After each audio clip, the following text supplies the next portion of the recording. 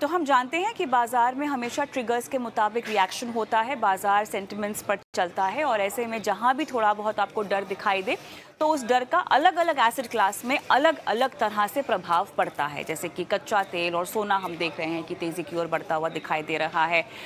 Dollar index जहां पर हमने कमज़ोरी देखी थी, अब एकाएक वो मजबूत होता हुआ दिखाई दे रहा है, लेकिन उसके एवज़ में, उसके बदले में हम इक्विटी बाज़ार देख रहे हैं तो वहाँ पर एक कमज़ोरी का माहौल हमें दिखाई दे रहा है, डर का माहौल दिखाई दे रहा है, क्योंकि अभी भी अनिश्चितताएं जो हैं वो बनी हुई हैं।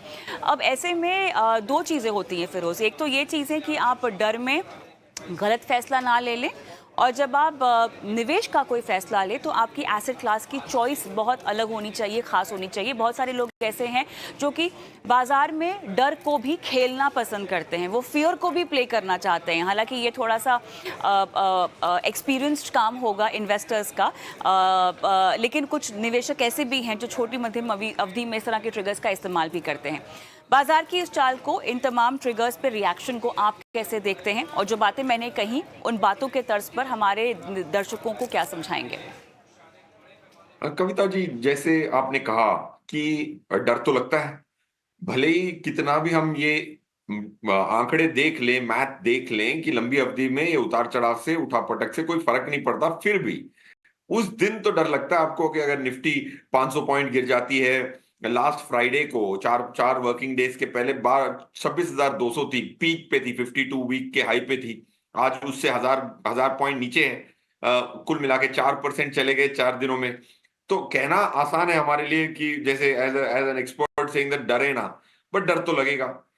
बट दूसरी एक चीज क्या है कि एक निवेशक को अपनी उम्मीदों को ठीक रखना चाहिए, बहुत अपनी एक्सपेक्टेशन को चेक करना चाहिए लाइफ में।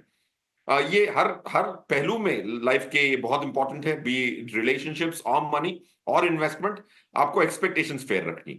अब आप देखें 4 जून 2024, जब इलेक्शन की काउंटिंग का डे था, मार्केट गिर गई थी 21,500 पे, 21,200 तक जाके वापस आई, 21,700 पे क्लोज हुई। अब 2 ढाई महीनों में अगर मार्केट बढ़ बढ़ा के 30% बढ़ जाती है और 26,200 पे पहुंच जाती है, तो जाहिर सी बात है, अगर 25% की रिटर्न आपको 3 महीने में आ जाए, तो आपको यह उम्मीद जरूर करनी चाहिए कि उसमें से एक तिहाई, एक चौथाई जाएगा वापस। तो ये बहुत हेल्दी होता है। अगर हेल्दी नहीं हो, ये ऐसी करेक्शंस नहीं होंगी, तो फिर बबल होगा। और जब कुछ अनहोनी होगी तो 20-30% गिर जाएगी। तो ये 5-5%, 4-4% की करेक्शंस जो है ना, वो एक इंसान को हेल्दी करती हैं। वैसे ही वजह से आपकी अगर सांस फूलती है ट्रेडमिल पे, तो ऐसा नहीं है कि आपकी सांस फूली है, बट आपका हार्ट का कैपेबिलिटी बढ़ रहा है। So like that these corrections are considered to be healthy. And इसमें पैनिक बिल्कुल नहीं करना चाहिए। मार्केट का वर्ताव है, 10% की करेक्शन हर 8 महीने में एक बार तो देगी मार्केट, ये मान के चले। तो फिरोज, एक और चीज़ है जो हमें समझनी चाहिए कि पैनिक निवेशकों के जहन में है, बाजार की प्राइसेस में नहीं है, वैल्यूएशन में नहीं है। वो अभी भी काफ़ी हद तक एलिवेटेड है बहुत सारे पॉकेट्स में। इसको हम कैसे समझें? देखिए, इन्वेस्टिंग क्या है कि बहुत जेनरिक म्यूचुअल फंड, आपने म्यूचुअल फंड वाले को एम्प्लॉय किया, एक फंड मैनेजर के लिया, उसको 1.5-2% की फी दी। उसका काम ही यही है कि देखे कि भाई गिरावट में आपको संभालने की कोशिश करे। तो फंड मैनेजर, पंकज टिब्रीवाल जी एक फंड मैनेजर है, उनका मैं कुछ पढ़ रहा था आर्टिकल, और उनका एक इंटरव्यू सुन रहा था। वो कह रहे हैं कि फंड मैनेजर फंड को मैनेज करने के बदले रिस्क को मैनेज करे। और ये बिल्कुल, ये चीज मैं हमेशा से सोचता आ रहा था, आज पंकज जी को सुन रहा था कहीं, तो उन्होंने ये कहा। तो फंड मैनेजर एम्प्लॉय किया, तो उसका यही काम है कि भाई कौन सी कंपनी की महंगी दाम है उसको हट जाऊं, जो रीजनेबल प्राइस है उसमें जाऊं, जिसमें डिस्काउंट मिल रहा है वो खरीद के रखो अपने पोर्टफोलियो में। तो फंड मैनेजर को एम्प्लॉय किया है, तो अब उसका काम भी आप सोचेंगे, तो फिर पैसे फी क्यों दे रहे हैं उसको? अगर आपने कोई सीए रखा है, एक प्रोफेशनल रखा है, तो उसका काम उसको करने दीजिए, वरना फी दे के मतलब नहीं है। So I think risk management for a mutual fund investor is already being delegated to fund manager. Don't be worried about that. Valuation उसका काम है। आपको अपनी लंबी अवधि का डिसिप्लिन आपके हाथ में है, वही एक कमान है आपके हाथ में। वैल्यूएशन मार्केट पे है और उसकी मैनेजमेंट फंड मैनेजर पे है। आपके पास एक ही कमान है म्यूचुअल फंड इन्वेस्टर के पास, जो है कि डिसिप्लिन और ना पैनिक करना, जज्बाती ना होना। यही आपका एक काम है इन्वेस्टिंग के 10-15 साल के रोल में। बिल्कुल, तो यहाँ पर अगर आपने पैसे अपने दे रखे हैं फंड मैनेजर को, तो जितनी भी बाज़ार के उतार-चढ़ाव को लेकर टेंशन है, उनको लेनी चाहिए। आपको घबराने की ज़रूरत नहीं है।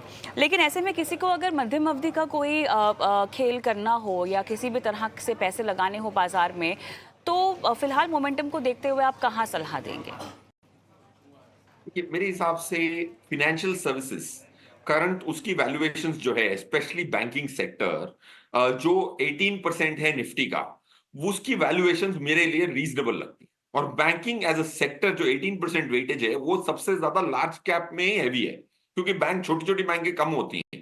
तो ये 18% का जो वेट है वो अंडर वैल्यूड है relative to the rest of the market. So उसमें आप जरूर निवेश कर सकते हैं। तो उसमें जो रिस्क की अगर आप आज जैसे दिन में कविता जी जैसे आप कह रही हैं, रिस्क अगर आपके जहन में ज्यादा है तो banking as a sector is something which is attractive relatively. Point one. Point two, मेरे हिसाब से देखिए, जो ये मैं कहता जा रहा हूं कि मिड कैप और स्मॉल कैप की वैल्यूएशन से चिंतित बहुत लोग साल भर से हैं, लास्ट सितंबर से लोग चिंतित हैं। बट आज भी अगर आप देखें, मार्केट निफ्टी गिरी है 2.13% और निफ्टी स्मॉल कैप 250 गिरा है 2 के नीचे। वरना ऐसे दिनों पे हमेशा आपने देखा है कि स्मॉल कैप लार्ज कैप से ज्यादा गिरता है। ये ऐसा क्यों हो रहा है कि जो 15-20 साल से ऐसा नहीं हुआ कि ऐसे बुरे दिनों में स्मॉल कैप और ज्यादा टूटता है, बट टूट नहीं रहा है क्योंकि लार्ज कैप खरीदने बेचने वाला आज एफआईआई था और स्मॉल कैप में डोमेस्टिक इंस्टीट्यूशंस ज्यादा इन्वेस्ट कर रही हैं। तो अगर आपको डोमेस्टिक लिक्विडिटी पे बुलिशनेस है और इंडिया के जो एसआईपी के पैसे आ रहे हैं उस पर बुलिशनेस है, तो ब्रॉडर मार्केट की और 4-5-6 महीने की बुलिशनेस मेरे हिसाब से बरकरार है। That was the sign today which came out. वरना ऐसे दिनों पे जब निफ्टी 500 पॉइंट टूटती थी तो स्मॉल कैप 3-4% टूट सकता था, बट नहीं टूटा आज भी। चलिए, मेरे ख्याल से बाजार की चाल को लेकर जो बातचीत हमने की है उसमें से एक बात ये निकल कर आ रही है कि अगर आपने अपना एक इन्वेस्टमेंट का नज़रिया रखा हुआ है, तो इस तरह के ट्रिगर्स को अगर आपको इस्तेमाल करना ही है तो अपने निवेश में बने रहने के लिए इस्तेमाल करें, ना कि पैसे निकालने के लिए। और फिलहाल अगर निवेश बढ़ाने की सोच रहे हैं, वो भी थोड़ा सतर्कता से बढ़ाने के बारे में सोचें। बहरहाल अब हम चर्चा के दूसरे पहलू पर आना चाहते हैं फिरोज़, जहाँ पर हम आपसे समझना चाहते हैं कि फैक्टर इन्वेस्टिंग क्या होती है और फैक्टर इन्वेस्टिंग बाजार की मौजूदा चाल को ध्यान में रखते हुए आप कैसे समझाएंगे, उदाहरण देकर बताइएगा। बिल्कुल कविता जी, ये बिल्कुल सही आपने नब्ज पकड़ी है। म्यूचुअल फंड की जो दिशा है, आज अगर पैसिव का एक एक रुझान है और पैसिव में निफ्टी और सेंसेक्स में 85% जो पैसा है पैसिव में, लाखों करोड़, वो निफ्टी और सेंसेक्स में है। अब निफ्टी और सेंसेक्स ही खरीदना था तो 250 फंड क्यों है पैसिव में? इंडिया में 232 फंड हैं पैसिव वाले। अब उसमें से ज्यादातर पैसे जो हैं वो निफ्टी सेंसेक्स में है, दोनों में। और वैरायटी के लिए तो बहुत है बट उसमें पैसे है नहीं। तो और इनोवेशन चलती जा रही है, वो कहते हैं फैक्टर इन्वेस्टिंग। पहले मैं आपको एक फैक्टर इन्वेस्टिंग को सरल भाषा में समझाने की कोशिश करता हूं।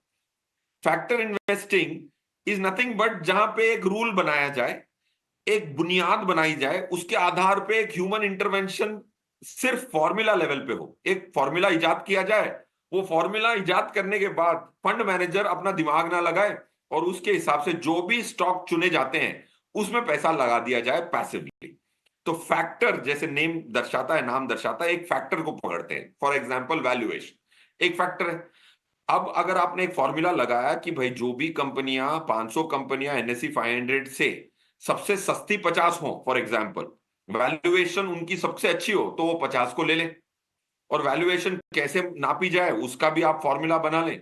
और फॉर्मूला बनाने के बाद उसको टेस्ट कर लें कि यार 25 साल से अगर ये फॉर्मूला के आधार पे इन्वेस्ट करता तो कैसे पैसे बनते, नुकसान होता है या फायदा होता। तो factor investing is a formula और based on one factor which can be back tested.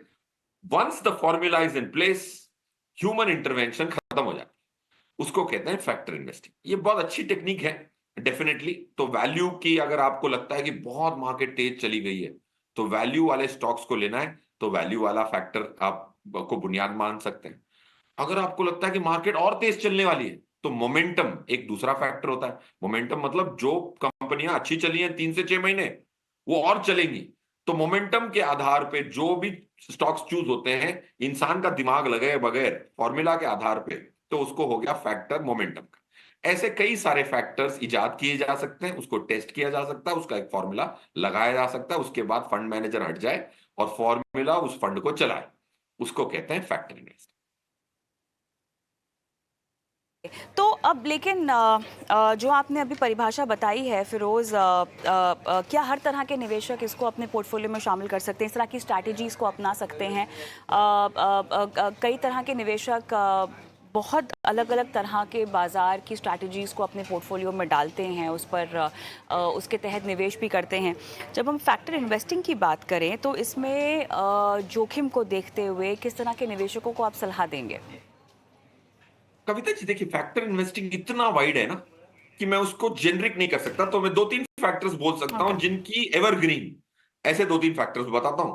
थोड़े होते हैं जहां ग्रीन होते हैं फिर वापस मौसम बदल जाता है, तो वैसे वाले में ना जाएं। तो एवरग्रीन मैं मानूंगा क्वालिटी।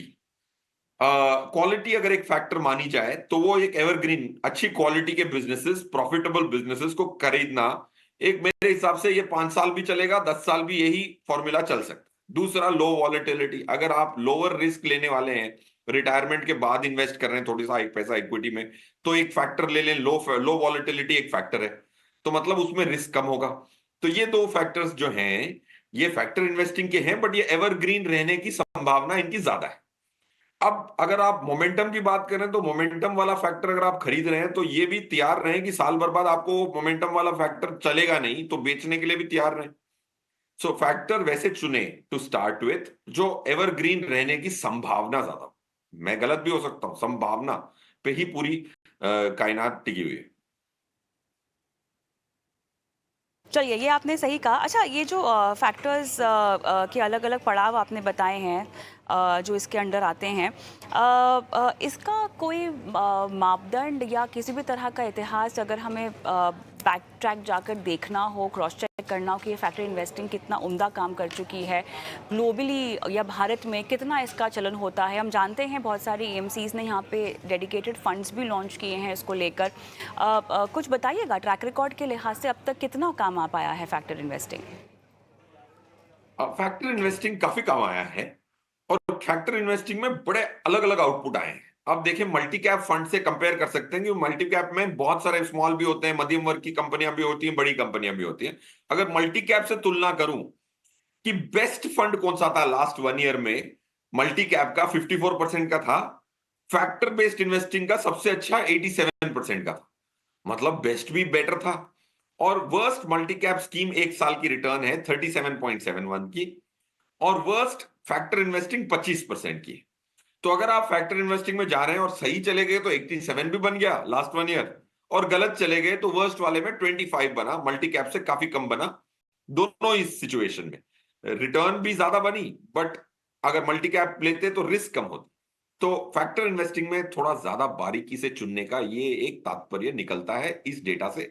ऑफ कोर्स 1 ईयर का डेटा में से कोई कंक्लूजन नहीं निकाल सकते, मैं एक उदाहरण के तौर पे बता रहा हूं कि फैक्टर इन्वेस्टिंग में रिस्क ज्यादा होता है क्योंकि वेरिएशन ज्यादा है। 87 भी हो सकता था, 25 भी हो सकता, so you have to be a little more careful. Alright Firoz, यहाँ पर कई सारे ऐसे पहलू हैं फैक्टर इन्वेस्टिंग के जो मेरे ख्याल से हम इस सीमित समय में शायद पूरे नहीं कर पाए, लेकिन फिर भी आपने शिरकत की शो पर, और आज बाज़ार की जिस तरह की चाल रही है और फैक्टर इन्वेस्टिंग को लेकर तमाम बारीकियाँ दर्शकों को समझाई। बहुत बहुत धन्यवाद आपका।